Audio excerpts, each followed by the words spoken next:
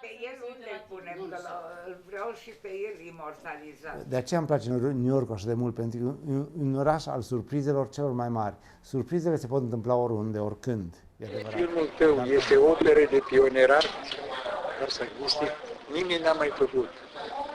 Filmul sau cum vrei, este o operă de pionerat. Din cauza asta ce faceți dumneavoastră e foarte important.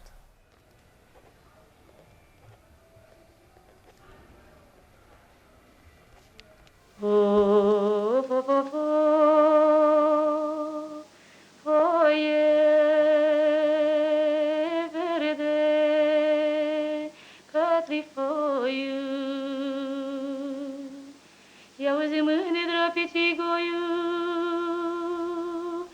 lasă la naiba războiu, lasă la naiba războiu, și de să-mi pună Dumnezeu. Și apoi mână vadă mână.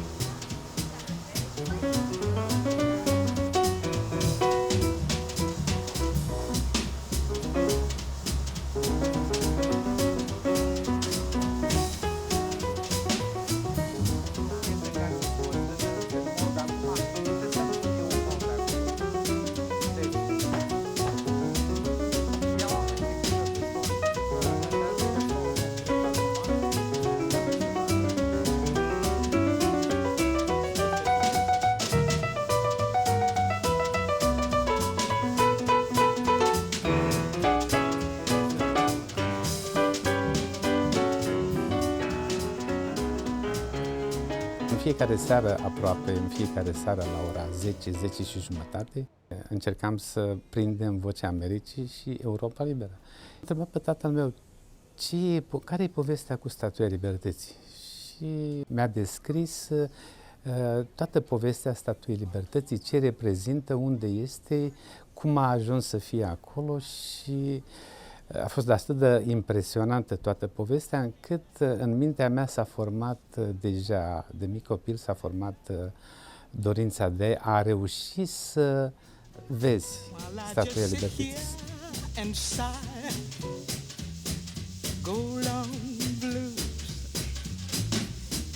I always get that mood indigo since my baby said goodbye. Și au mai trecut încă 15 ani când am reușit într-adevăr să părăsesc țara și m-am trezit în avion cu destinația New York. Cel mai important lucru și cel mai impresionant lucru când am ajuns aici, înainte de a ajunge aici, a fost faptul că din avion am reușit să văd Statuia Libertății, ceea ce îmi doream de când eram copil.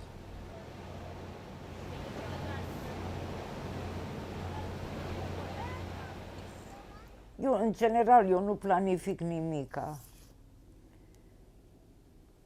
Iau viața așa cum vine ea peste mine. Uneori ca o boare, alteori ca un uragan, alteori ca... Depinde, nu știu. Eu nu caut nimica, nu. Dar se întâmplă și lucruri bune. Adică viața, de fapt, e echilibrată. cred.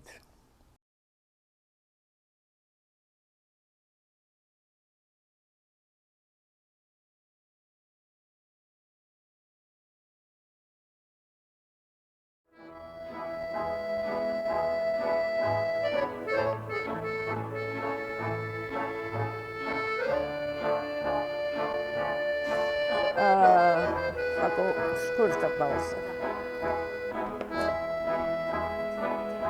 Nu că asta este compromisător.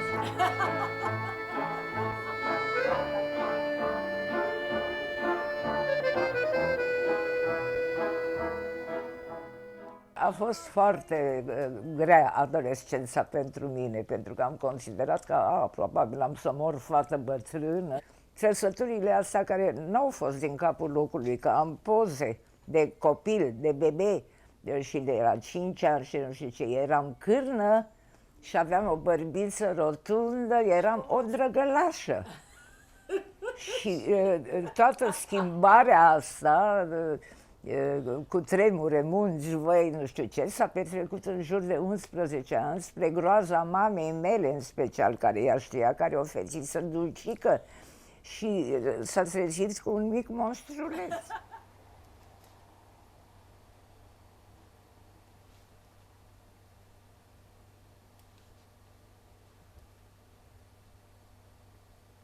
Venirea în America, drumul cu avionul, pentru că ai pomenit, trecând oceanul, știi că e un zgomot al avionului în care, nu știu de ce, eu o auzeam pe Maria Tănase cântând Lume, lume. În orice caz a fost o strămutare, a fost, cum spun eu, nu o mutare, ci o mutație. Adică înconjurată de o limbă necunoscută, de oameni necunoscuți, eu fiind chiar cu limba, adică asta fiind profesiunea, ca să zic așa, între ghilimete, fiind felul meu de a mă exprima în viață, prin limba română. Când să mă satur de tine, lume, soră.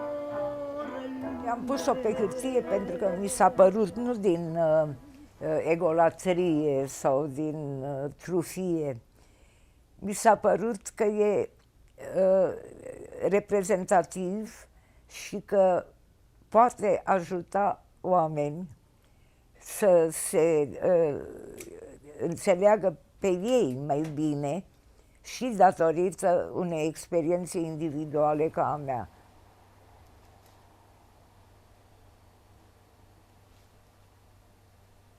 N-am mințit în cartea asta, nicio silabă nu e inventată sau cosmetizată.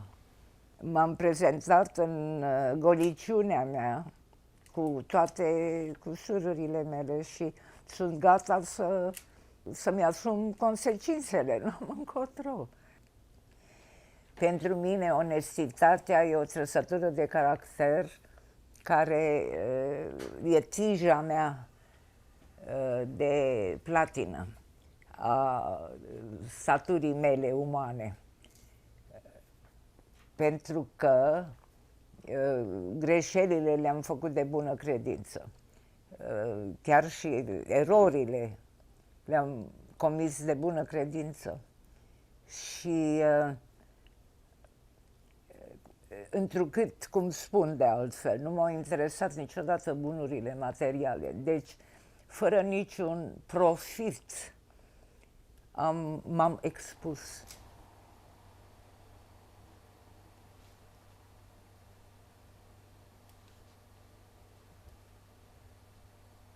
Așa-i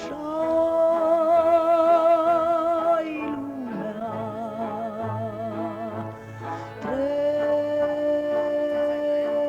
trecătoare, ca-așa. Nu, într-adevăr, ăsta era unul din lucrurile care m-a atras la comunism. Să nu depind de, să nu am rapacitate, să nu am pofte materiale și așa mai departe. Eram toată numai idealuri, idei, fumuri. Ce să mai vorbim? Nu, și n-am fost niciodată bogată, dar în timpul lui Dej am trăit confortabil și parțial în timpul lui Ceaușescu, până și-a dat arama pe față. Dar drepturile de autor și așa mai departe, eu n-am trăit decât din scris. Am avut niște slujbe la revista de umor Urzica, la Rampa, la, mă rog, care mai erau, mai făcut ziaristică, dar o slujbă? Niciodată. Ceea ce e un privilegiu. Important Și pe el unde îl punem? Că îl vreau și pe el imortalizat. Oh, I love Romania, yeah. L-am dus la mănăstiri. Yeah, iubesc În Delta. Romania. Well, as you can see, Nina is an extraordinary creature, a wonderful woman, adorabile și scumpă mea. Well, breed Nina Casia.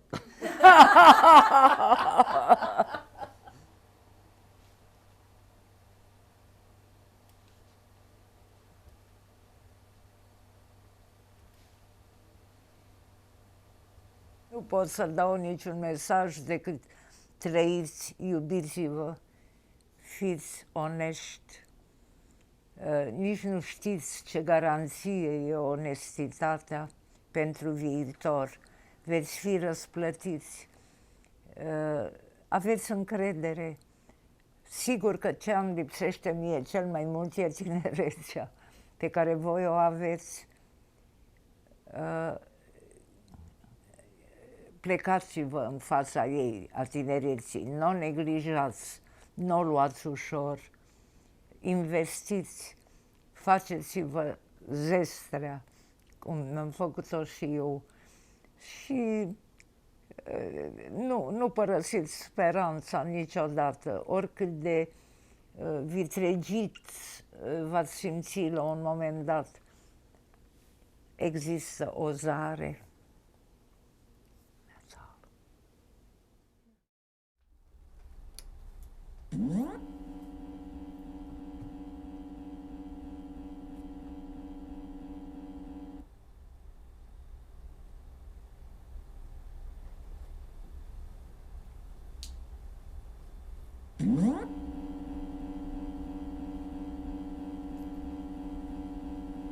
Deci poți să ai o precizie în ceea ce faci, dar să ai o flexibilitate în ceea ce gândești.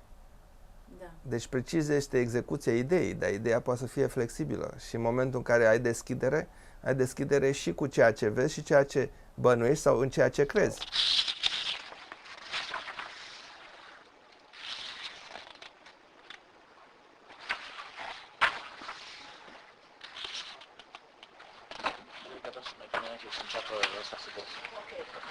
Asta nu văd, deja e ok. Hai să nu suntem.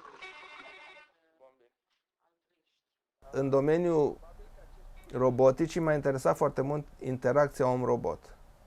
Pentru că am considerat că omul poate să fie amplificat de robot și robotul poate să fie umanizat de om. După ce am avut câteva patente în partea de comandă a robotului, că de ce am nevoie de un robot real, nu pot să fac treaba asta cu un robot virtual care să-l simulez, că e mult mai ieftin și pot să dezvolt anumite sisteme de operare numai cu computerul, fără să am de-a face. Deci de la asta am ajuns, de la robotică am ajuns la realitatea virtuală. Și în 93-94 am publicat prima carte tehnică în domeniu.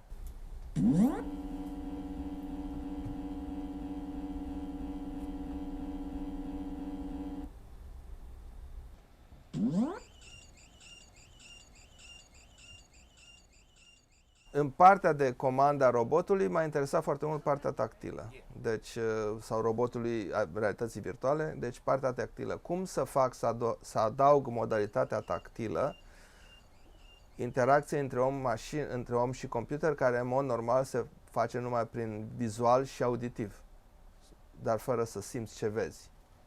Și am dezvoltat niște mănuși care dădeau posibilitatea omului să simtă obiectele care le manipula în realitatea virtuală. Și de acolo am mai sărit încă o dată în alt domeniu, domeniul terapiei. Și m-am gândit că când joci video foarte mult, nu te interesează cât timp trece și faci foarte multe mișcări repetitive. Deci cheia terapiei. Hai să combinăm terapia cu jocuri în realitate virtuală, însă dezvoltate de la început în scopul terapeutic. Deci nu jocuri obișnuite, ci jocuri medicale, dacă vreți. A apărut un nou domeniu științific care se cheamă recuperarea virtuală, în engleză Virtual Rehabilitation. Totdeauna mi-a plăcut învățământul, pentru că este o meserie unică, unde nicio zi nu se aseamănă cu cealaltă și unde vezi, efectiv, poți să modelezi creierul unui om. Ceea ce e minunat. Să-i pui sămânța cunoștinței înăuntru, să vezi cum înflorește. This.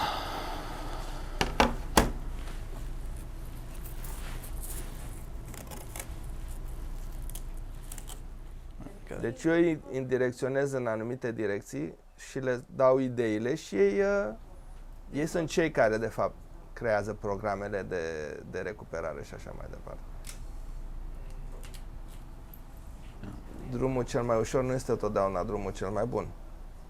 Deci, ca să îți păstrezi o structură sufletească corectă și cinstită, trebuie să crezi în adevăr, în muncă cinstită, în necesitatea de a ajuta pe altul,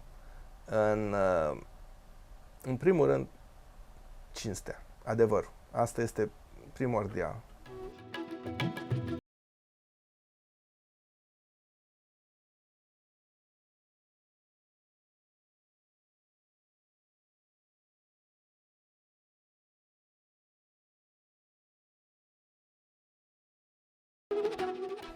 Românii sunt nativi cu creativitate și scânteie. Potențialul, din fericire pentru România, există. Totul e să-i creezi condiții să se dezvolte.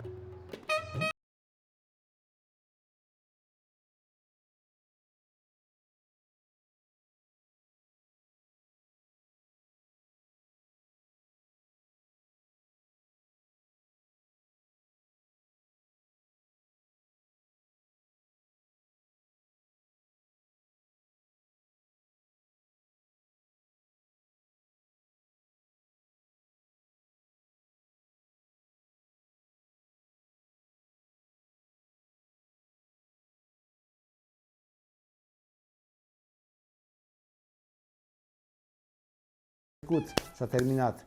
Ceea ce într-un fel e foarte sănătos, e foarte frumos, e foarte bine să fie așa.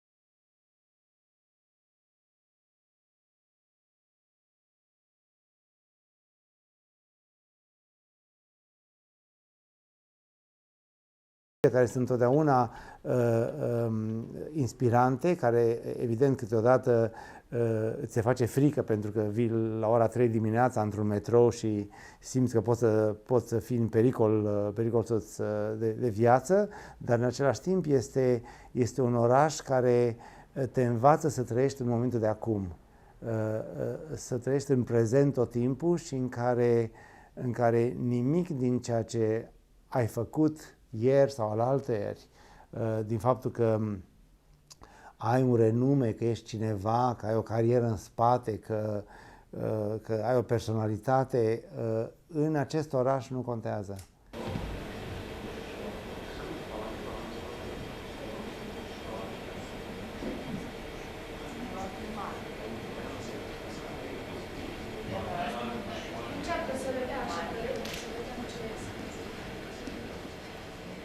Întâlnirea mea cu Peter Brook, care m-a ajutat imens, a fost poate întâlnirea care mi-a schimbat viața, de fapt. Adică mai multe lucruri mi-au schimbat, micile vieți, dar viața esențială a fost întâlnirea cu Brook care mi-a schimbat-o. Dar întâlnirea cu Peter Brook mi-a dat rigoarea, mi-a dat disciplina, mi-a dat perspectiva de a privi în viitor, m-a ajutat să mă întreb pentru prima oară de ce sunt în teatru, ce înseamnă să fii în teatru, ce este responsabilitatea mea de a fi în teatru, dacă am vreo responsabilitate, pentru că până atunci făceam teatru doar din plăcere, pentru că am intrat în teatru ca un tânăr care vrea să fugă de cenușiul comunismului, pentru că în timpul comunismului singurele locuri unde mergeai ca să scapi de comunism era biserica și teatrul. Később a mély légzést heves görcsököztettem, melyek a beteg kezét, lábát kicsikarja. Átkezdtem egy fél figyelni. Nyelve fásás szavakat vadar, teste előre görnyed, mint egy óriási kéz ragadta volna meg, és Se uită în tavan, aia nu faci deloc. Se uită în tavan. fac. Da, nu, păi tavanul nu e acolo, tavanul e acolo, măi. Te uiți la Dumnezeu. Deci trebuie să te ridici capul puțin ca și cum îl vezi pe Dumnezeu. Și apoi bun, și apoi deci, înțelegi? Deci fă un moment ca și cum tu ai o relație cu te duci la să te primească Dumnezeu. O să fac puțin mai... Da, mai clar. Arta contemporană, din păcate, e plină în ziua de azi, în toate artele, nu numai în teatru, în artele plastice, în film, în literatură. Este o artă extrem de pesimistă, este o viziune foarte pesimistă, foarte cinică, foarte, cum să spun, disperată, tristă, în care orice optimism, orice speranță este tratat drept artă burgheză. Dacă ești optimist, dacă ai speranță, ești burghez. Cu cât ești mai pesimist, cu atât ești mai destructiv, cu atât ești mai postmodernist, cu atât ești mai în vogă, cu atât ești mai trendy, ești mai acum. În sensul ăsta nu fac deloc parte din această zonă. Sunt complet convins în ceea ce grecii numeau catarsis, adică este această imensă forță, funcțiune a artei de a transforma. Întâi este un fel de check-up. Trebuie să aibă un substrat mai adânc a vieții invizibile, despre care foarte mult vorbește Peter Brook, și că această viață invizibilă dă, prin această vibrație de o altă natură, necunoscută, dă un impuls ce transformă starea de obișnuit, de plictiseală, de cenușiu, în ceva special, de o altă natură.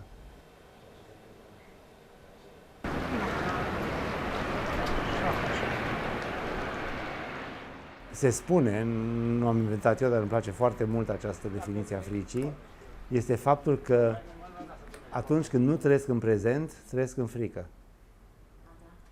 Pentru că dacă trăiesc în viitor, trăiesc într-o iluzie, pentru că îmi închipui cum va fi viitor, îmi închipui cum va fi când voi muri și mi-e frică.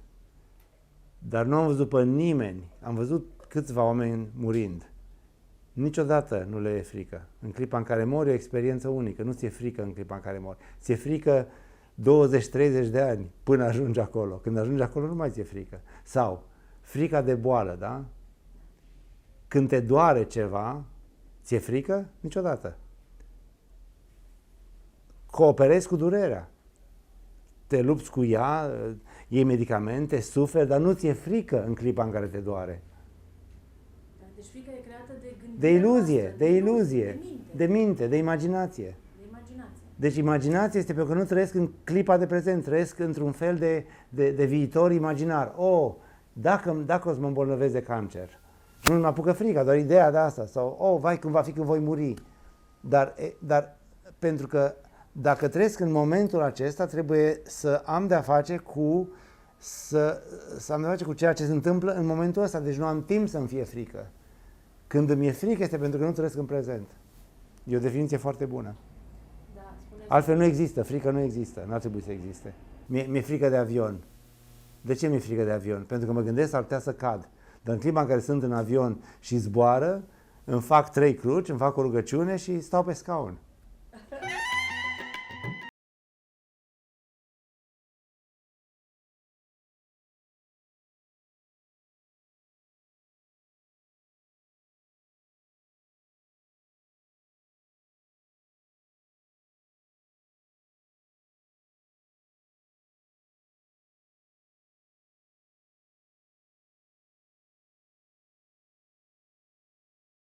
Importantă pe care am citit-o în viața mea și care de fapt m-a atins chiar mai mult decât